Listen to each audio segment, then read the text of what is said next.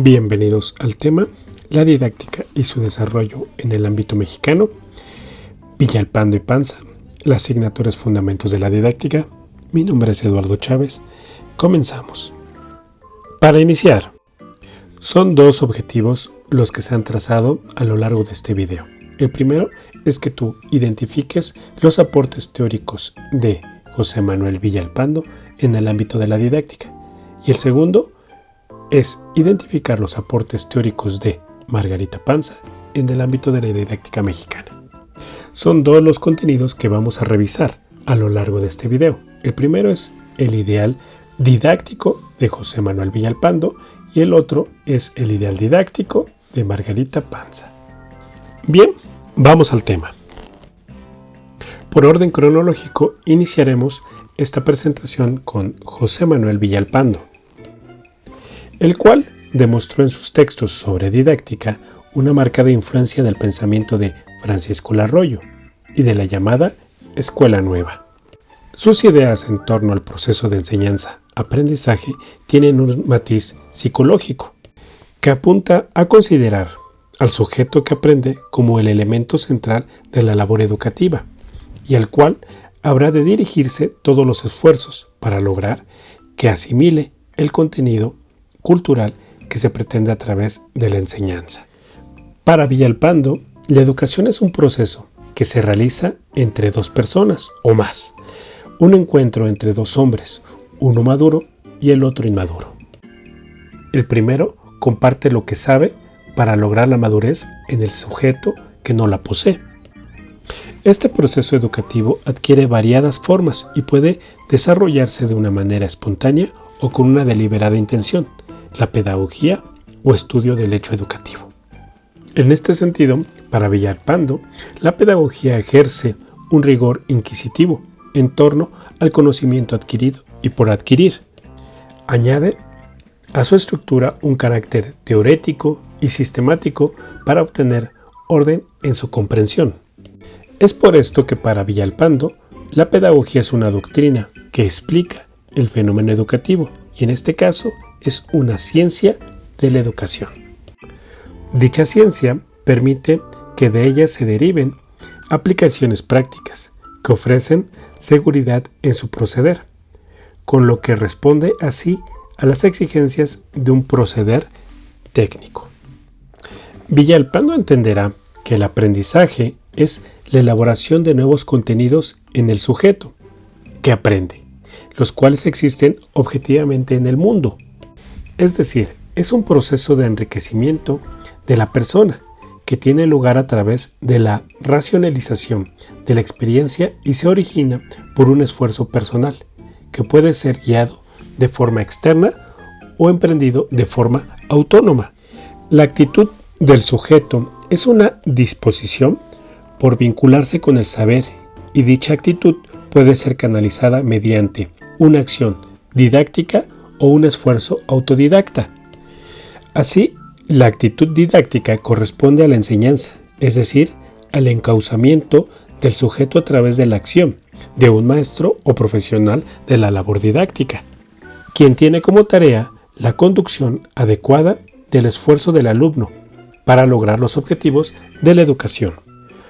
Por el otro lado, el autodidactismo para Villalpando es la actitud que consiste en el esfuerzo propio y personal del sujeto que desea aprender. Aquí no hay participación escolar ni la guía externa de algún sujeto. Todo esfuerzo recae para su efectividad en el sujeto que aprende, quien desempeña el doble papel de discípulo y de maestro. Así es que, de estas dos formas de proceder para acceder al aprendizaje, según Villalpando, la mejor de ellas y la más acertada es la actitud didáctica. En cambio, el autodidactismo encaja en una pedagogía ingenua, puesto que a pesar de ser un camino bien intencionado, la época actual no permite la formación adecuada por medio de la acción autodirigida por la complejidad y amplitud de los campos de conocimiento. La pedagogía ingenua es el uso del sentido común en la educación, y asegura Villalpando que este uso del sentido común conduce a errores y por tanto constituye un problema para la pedagogía. Alude a ese problema a una falta de preparación pedagógica y afirma categóricamente que no debería confiarse la educación a personas que se basan en el sentido común. La enseñanza comprende el estudio de la esencia de esta labor y de su consecuencia, el aprendizaje. También, y de manera especial, acomete el estudio de los métodos con que se enseña y de los auxiliares en que dicha labor se emplean, así como la forma de estimar los resultados que se logran en el educando. Hablando un poco desde la didáctica general, para Villalpando, esta pretende dilucidar 1. En qué consiste el aprendizaje. 2. La naturaleza psicológica del alumno. 3. ¿Para qué se enseña? El cual representa la intencionalidad de la enseñanza expresada en los objetivos. 4. ¿Cómo ha de enseñarse? La cual constituye el problema de mayor importancia para la didáctica. 5. ¿Cómo se enseña? 6. ¿Cómo se organiza la enseñanza? Y 7. ¿Qué se ha aprendido? Es decir, el examen del aprendizaje. En este sentido, para Villalpando, la didáctica es un saber con proyección práctica y de esa manera atiende a determinadas exigencias de la enseñanza. Esta situación reclama una especificación del saber general que da lugar a la didáctica especial o también llamada didáctica aplicada, la cual busca solucionar y atender situaciones específicas como son los grados escolares, los contenidos particulares y las unidades didácticas. Es así como, desde la postura de José Manuel Villalpando, la didáctica se articula para organizar los saberes de los cuales ella es poseedora. Su objetivo de estudio es una actividad encaminada a promover la formación de los sujetos. Esta actividad implica el esfuerzo de sus protagonistas, es decir, de todos los maestros. Villalpando asegura que la enseñanza es una actividad encaminada a promover en el alumno su propio aprendizaje. Esto significa la participación del maestro de manera esforzada para hacer que el alumno llegue a la meta del conocimiento. Se incurre con frecuencia en el error de pensar y afirmar que la enseñanza es una tarea independiente del aprendizaje y a la inversa, mientras que la enseñanza recae en el maestro, quien funge como guía del alumno.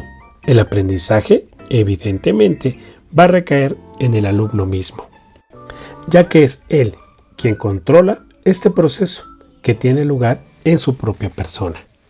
Por otra parte, para Villalpando, el aprendizaje es la manera en la que el alumno responde a la guía del profesor. Y así asegura Villalpando que existen dos concepciones del aprendizaje. Uno es el aprendizaje pasivo y el otro es el aprendizaje activo. El aprendizaje pasivo entiende este proceso como un hecho misterioso y oscuro que tiene lugar mientras el alumno concentra silenciosamente su atención en el discurso del profesor. El alumno recibe los conocimientos del maestro a la manera de un recipiente vacío que habrá de llenarse. Por ello, convierte el aprendizaje en un acto mecánico. Esto trae vicios didácticos, como la pasividad y el memorismo en el alumno y el verbalismo, por supuesto, en el profesor. Por su parte, el aprendizaje activo concede al alumno y al maestro un papel activo. El maestro es una guía para el alumno y este último actúa regido por los intereses propios. El aprendizaje es un proceso dinámico, ya que se fundamenta en el esfuerzo del alumno para conseguir llegar a la meta, que es su propio aprendizaje. El aprendizaje es un proceso que se manifiesta en el sujeto y que se puede registrar y controlar mediante procedimientos gráficos, organizados y cuantificando datos mediante procedimientos. A este procedimiento gráfico también se le llama curva de aprendizaje. La curva de aprendizaje es una expresión gráfica regida por criterios y formas estadísticas que expresa el progreso de los sujetos o el rendimiento de los grupos. Todas las actividades humanas se realizan obedeciendo un plan y una intención. La enseñanza tiene una finalidad desde la cual dirige su actuar. Tal finalidad es el aprendizaje del alumno, puesto que supone un proceso formativo que se extiende a lo largo de la vida de quien se educa. La finalidad educativa tiene estrecha relación con los objetivos. De aquí que la intencionalidad de la enseñanza se exprese a través de objetivos. En cada unidad didáctica o lección hay un objetivo u objetivos por cumplir, los cuales configuran finalidades inmediatas que escalonadamente logran la finalidad superior o finalidad formal. De ahí que la enseñanza sea un instrumento valioso de la educación para el cumplimiento de sus finalidades e ideales, los cuales necesitan ajustarse y responder a las necesidades de la época y al lugar en que se desarrolla, con miras a producir un tipo ideal de hombre y sociedad. Para Villalpando, la tarea del maestro es muy sencilla y consiste en hacer de la enseñanza un acto interesante, porque sin interés no hay participación efectiva del alumno por la construcción de su propio aprendizaje. Por lo tanto, la motivación es el secreto de la enseñanza. La motivación como el factor subjetivo que el educando aporta para su participación didáctica y que es de incalculable valor.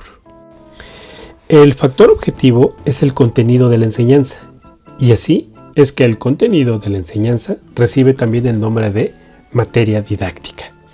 El contenido es el elemento indispensable para alcanzar los fines de la enseñanza. Pero, ¿cuál debe ser el contenido? La tarea de señalar lo que el sujeto deberá de aprender para corresponder con los fines propuestos por la institución educativa se condensa en el proyecto de formación, que recibe el nombre de plan de estudios. Esto es muy importante. El plan de estudios encamina la labor docente para responder a los objetivos que éste plantea. Así, debe plasmarse el contenido de forma ordenada, graduada y congruente, y tiene un carácter dinámico, que le permite adaptarse a las necesidades sociales. Para cumplir con el plan de estudios se requiere la existencia de un programa, el cual especifica el contenido de cada uno de los elementos y asignaturas que contiene. El programa describe de forma detallada el contenido por cada asignatura. Y la metódica es la parte de la didáctica que se ocupa del estudio de los métodos y procedimientos más adecuados para lograr el aprendizaje en los alumnos. Afirma Villalpando, se requiere proceder con cierta firmeza o seguridad, lo cual se logra mediante el control de estos procesos por parte del maestro. El camino seguido por el alumno y la dirección de éste por parte del maestro constituyen un mismo proceder, bien que visto desde dos ángulos distintos. A semejante proceder se le da el nombre de método didáctico. El método se pone en práctica a través de las técnicas o procedimientos didácticos. La enseñanza requiere de elementos externos que la apoyen, y estos elementos externos para Villalpando son los auxiliares didácticos, los cuales propician el adecuado proceder metódico, pues con la suma de las guías del maestro se logra el aprendizaje del alumno. Estos auxiliares didácticos son materiales o dispositivos que van desde los más simples como el pizarrón, el periódico, mural, etc., hasta los más sofisticados como las computadoras, la radio, la televisión o el internet. Asegura Villalpando que debe existir un examen de lo aprendido, que se convierta en una guía más para el apoyo adecuado que se le debe otorgar al alumno en su camino hacia el aprendizaje. Este examen de lo aprendido da lugar a la evaluación de la enseñanza.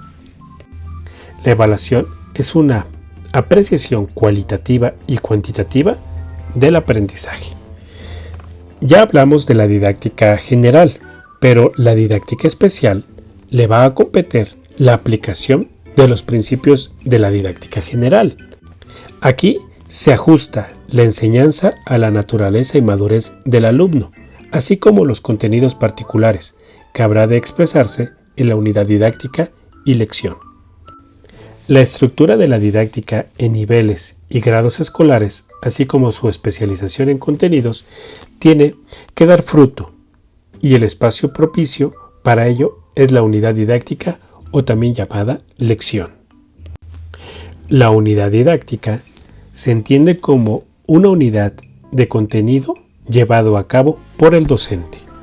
Una buena lección tiene que caracterizarse por ser interesante, proporcionada con un contenido apropiado y con posibilidades de aplicación. Muy bien, ahora avancemos un poco en la línea del tiempo y ahora hablemos de Margarita Panza. Ella desarrolló una teoría a la que denominó didáctica crítica, la cual es una visión integral de la formación mínima que requieren los docentes, además de permitirles fundamentar su práctica y cuestionar concepciones didácticas que refuerzan el dogmatismo y el verticalismo en la educación. Para Margarita Panza, la didáctica es una disciplina que aborda el proceso de enseñanza-aprendizaje, tratando de desentrañar sus implicaciones con miras a lograr una labor docente más consciente y evidentemente más significativa. La didáctica constituye la reflexión y el análisis del proceso de enseñanza-aprendizaje que permite transformar la práctica educativa. La comprensión del fenómeno educativo requiere de un análisis por niveles: el social, el institucional y, por supuesto, el del aula. Para Margarita Panza, la concepción del nivel social tiene dos vertientes principalmente. Uno de ellos es la sociedad integrada y armónica. Aquí, para entender esta concepción, la sociedad se encuentra a partir de una armonía social, basada en un orden moral, logrado por consenso. En esta concepción de sociedad se comparten los valores y normas. Panza expresa que esta noción de sociedad omite consideraciones políticas y se inscribe dentro de una concepción conservadora del orden establecido, el carácter político de la educación, y considera la ciencia y la educación como neutrales. Por el otro lado está la sociedad como totalidad, la cual toma en cuenta las diversas realidades sociales en ellas se establecen y que son condicionantes de la actividad de los hombres. Implica, por supuesto, relaciones económicas, políticas e ideológicas que constituyen una compleja red. Esta concepción de sociedad establece la existencia de conflictos entre clases antagónicas e indica que los cambios sociales tienen su base en un proceso histórico lleno de conflictos y contradicciones, donde los intereses de las clases chocan. Asimismo, el modo de producción de vida material condiciona y determina los procesos sociales, políticos y espirituales. El hombre lucha y toma conciencia de su papel para transformar su realidad. La ciencia y la educación adquieren un papel de compromiso con el cambio, que se expresa a través de la dialéctica entre el conflicto y la contradicción. De estas dos nociones se desprende que la educación pueda tener dos funciones: o reproducir o generar un cambio. Para Margarita Panza, con mucha frecuencia el trabajo docente es ejercido con una actitud dogmática que condiciona la forma de relación que establece el docente, tanto en el conocimiento como en sus alumnos. Este condicionamiento se manifiesta en una rigidez que paulatinamente frena la capacidad para criticar la propia práctica docente y de aprender partiendo de la reflexión sobre la misma. Si el docente logra romper con los preceptos, las falsas nociones, los problemas más mal planteados, entre otros, podrá abordar su trabajo en una dimensión crítica y lograr un proceso permanente de aprendizaje a partir de sus propias prácticas, así como orientar a los alumnos para que éstos asuman una actitud crítica. La escuela como institución atraviesa por una historicidad que permite hablar de momentos evidentemente históricos, en los cuales ha tenido una concepción y un sentido específico, y ha sido necesario la construcción de modelos pedagógicos que expliquen y orienten la realidad educativa en un contexto histórico.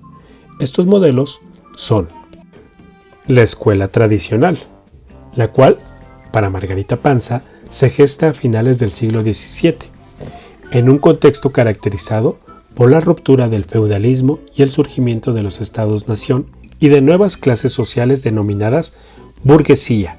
Esta escuela exigía orden y autoridad. Este fue el motivo que impulsó el papel central del maestro y dejó de lado la importancia del papel del alumno. Estas características de la escuela tradicional ha dado un lugar a una infinidad de críticas en el ámbito pedagógico, que calificaba a la escuela tradicional de pasiva, autoritaria, infructuosa, verbalista, mecanicista, entre muchas más. Después está la escuela nueva. Para Margarita Panza, esta escuela surge a principios del siglo XX, como respuesta de la escuela tradicional. Concibe el papel del alumno como esencial para el proceso educativo. Por ello, es una escuela centrada en el alumno y no en el maestro. Esta noción se vio respaldada por las aportaciones de la psicología, que pugnaba por contemplar la psicología del sujeto y su evolución para una enseñanza adecuada. Le otorga al alumno un papel activo en la construcción de su propio aprendizaje, mientras que el maestro es un mediador entre el alumno y, por supuesto, el conocimiento. Puede observarse cómo a partir de este modelo de escuela se propicia un rol diferente para maestros y alumnos, además de reconceptualizar la disciplina escolar al favorecer la cooperación, la libertad individual y la comunicación en el aula. Después está la escuela tecnocrática, la cual surge a partir de los años 50 del siglo pasado en América Latina, como respuesta al proceso de modernización educativa.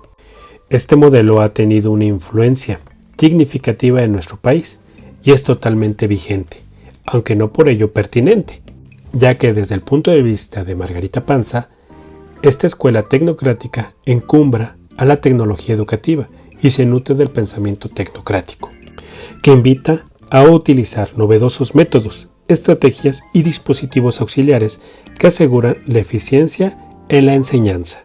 Su fundamento es el pensamiento pragmático de la psicología conductista. En este sentido, el maestro actúa como controlador de estímulos, respuestas y reforzamientos. Para este modelo resalta mecanismos de planeación y programación educativa contra la improvisación y la carencia de pertinencia de la labor docente. El cuarto modelo del que habla Margarita Panza es la escuela crítica, la cual surge a mediados del siglo XX como respuesta a la escuela tradicional y tecnocrática, a las que critica severamente. Este modelo propone criticar la escuela para desentrañar lo que permanece oculto en ella y logra una adecuada toma de decisiones que involucre, además, la reflexión colectiva entre profesores y estudiantes sobre los problemas que les atañen. La didáctica crítica propone recuperar la unidad dialéctica entre enseñanza y aprendizaje, ya que se aprende mientras se enseña y viceversa, por lo que conviene referirse a un proceso dialéctico de enseñanza-aprendizaje. En el aula, la escuela crítica aplica una didáctica crítica, como lo dijimos anteriormente, porque retoma conceptos como autoritarismo, ideología y poder, además de incorporar elementos desde el psicoanálisis para el estudio minucioso de las relaciones sociales en educación. Para Margarita Panza, la didáctica crítica postula que el docente debe involucrarse en una investigación participativa dentro del salón de clases, que le permita reflexionar sobre su propia práctica. A esta corriente didáctica, la reflexión-acción constituye la vía de acceso al saber, y aduce Margarita Panza que carecen de preparación científica en docencia y por ello es necesario hacer uso de una didáctica rigurosa, sistemática e instrumental. Para cerrar, en síntesis podríamos decir que Villalpando plasmó en sus escritos sobre la didáctica una concepción bastante instrumental sobre ella, pues más que una reflexión sobre la enseñanza y los factores que en esta intervienen, construye una especie de manual para profesores que indica la forma apropiada o no de llevar a cabo su trabajo con los estudiantes. Su apego a la psicología y a la psicometría evidencia la tendencia de la época por la actuar de forma metódica, eficiente y contundente con respecto a la enseñanza. Por su parte, para Margarita Panza, las ideas de cientificidad toman un auge muy importante, y su propuesta de crear una didáctica crítica lograda solo a través de una actitud científica que fuese capaz de liberar a los docentes de actitudes, dogmas e ideas falsas que obstaculizan la cabal realización de su propia labor. Si quieres saber un poco más del tema, te invito a que revises estos textos, que es de donde se obtuvo esta información.